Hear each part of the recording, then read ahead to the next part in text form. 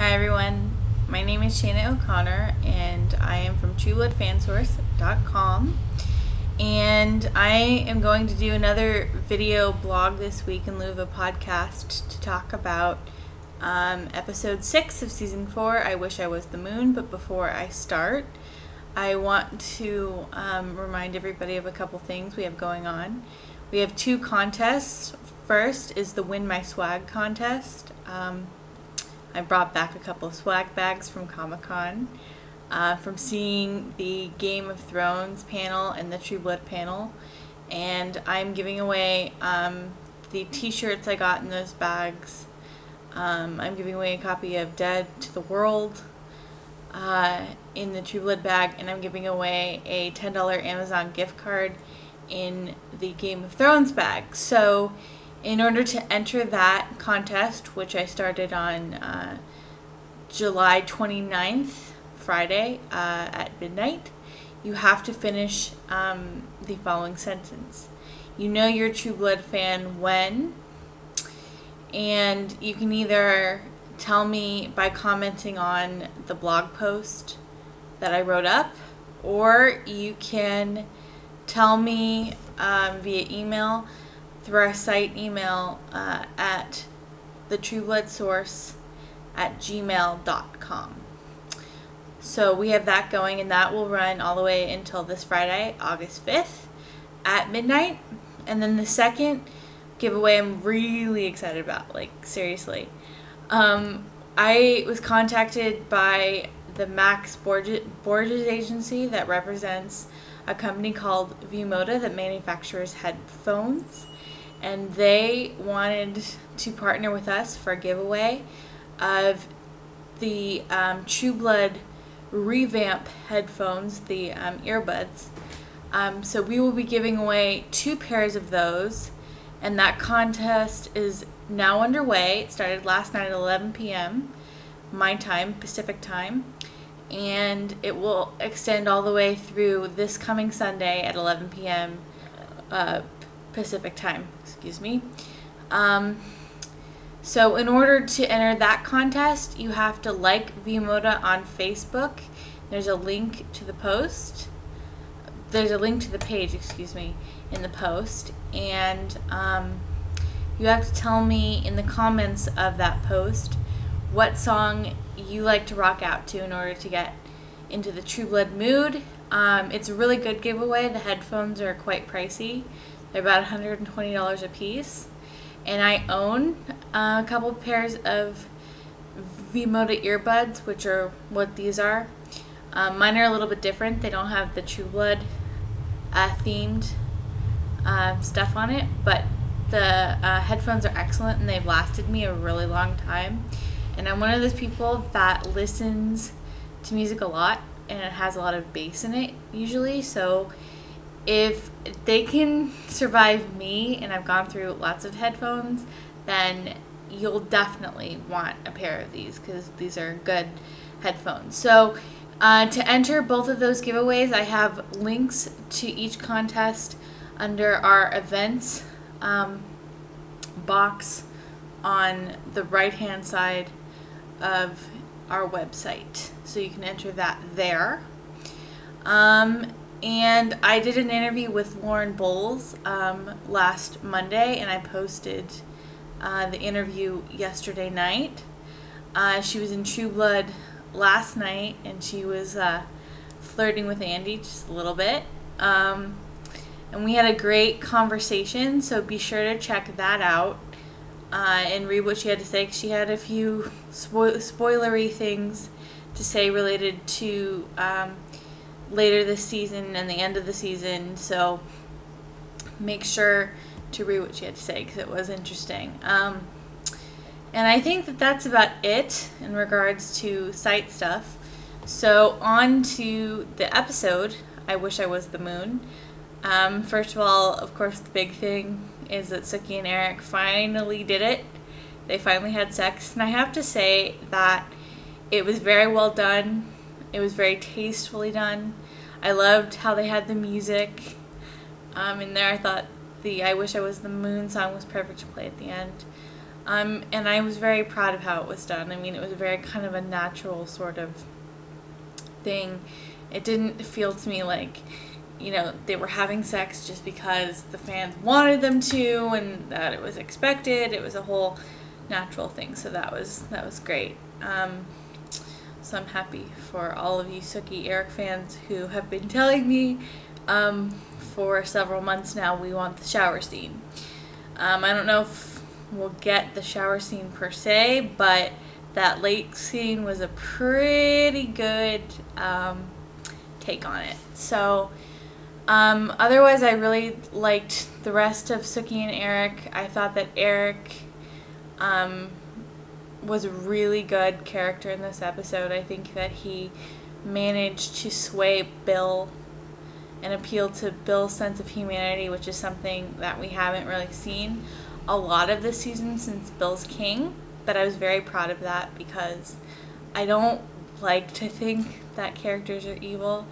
I like to think that they're all in shades of gray, and Bill has lots of shades of gray in his character, and I like that he let Pam go and he let Eric go, and that he still has that human side to him.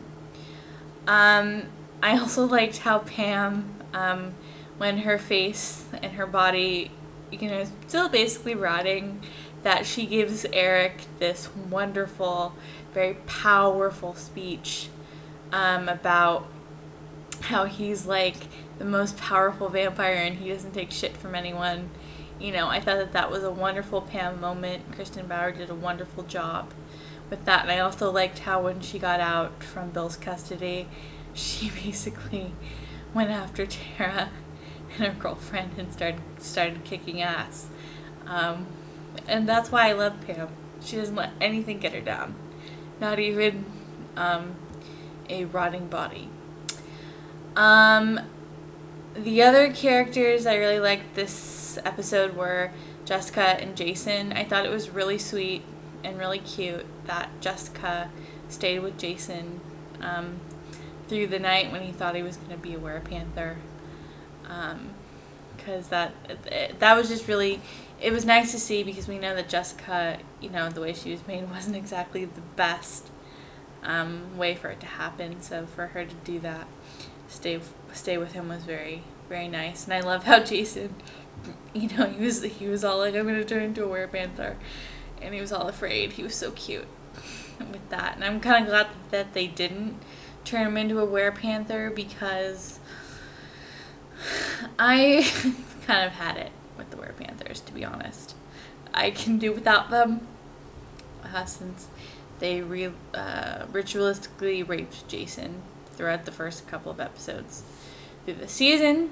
I liked Andy and Holly. They were very cute together. I want to see Andy maybe get together with her, because Chris Bauer, I think, is wonderful, and they've given him some stuff to do, but I think that if they pair Holly and Andy together, that would be nice, because we'd get to see those two actors do a little bit more.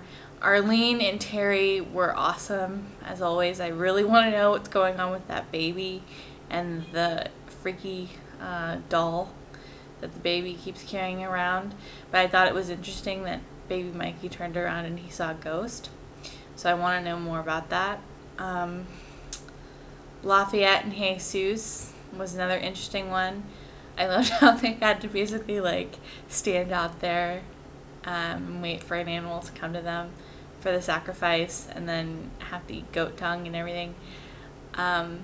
Because it's a great thing, and I like that they got away from Marnie for a while, because Tara and Lafayette and Jesus have been following Marnie around, and it's been getting a little bit stale.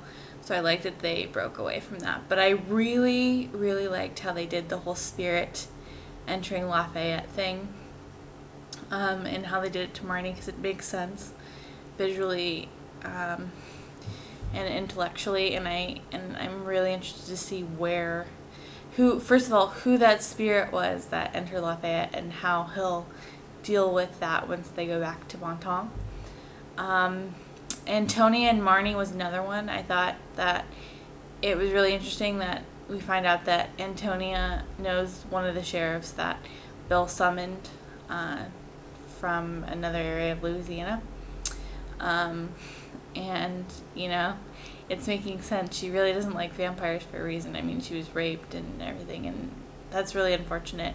But, dude, we all know that vampires are not all the same. They're all very different, and she shouldn't be punishing them all just because she got hurt by a few. But that's just her. And I'm also interested to see how Marnie, what happens to Marnie basically as a result of being possessed by Antonia fully later on, because she doesn't have any control over what Antonia does. The other one I liked was Jason and Tommy. Sam and Tommy, excuse me. I love how Tommy basically turned into Sam. And Sam Trammell did do a fantastic job playing Tommy. I mean, it was just great, and the fact that Tommy basically slept with Luna is yet another sort of thing that will come between them. So I love how that plays out, and I'm really glad that they did that, because that goes right in line with what Luna said in the second episode about the skinwalkers. So it'll be interesting to see why that happens. I hope they explain why, because it's sort of weird. But I also liked how Tommy kind of got to see how other people saw him through Sam's eyes. So that was also interesting. But I think I've covered basically everybody, I hope. I'm sorry if I missed anyone. Yeah, that's my thought for the episode. It was wonderful. It was great. And I hope that we'll be seeing some more great stuff next week. So that's it for now. Make sure to enter our contests that are on the site this week before they run out, because they're really good contests, and we really do appreciate you guys, our readers. I love seeing how many visits we get every day. It makes me really happy to see that. So please keep doing that. Please keep visiting our site. I apologize in advance if it seems like we're being a little bit slow lately, but with Jamie still on vacation, I have to kind of do a little bit of everything, and I have a full-time job besides that. So just bear with us, stick with us, and we'll see you next week. Bye.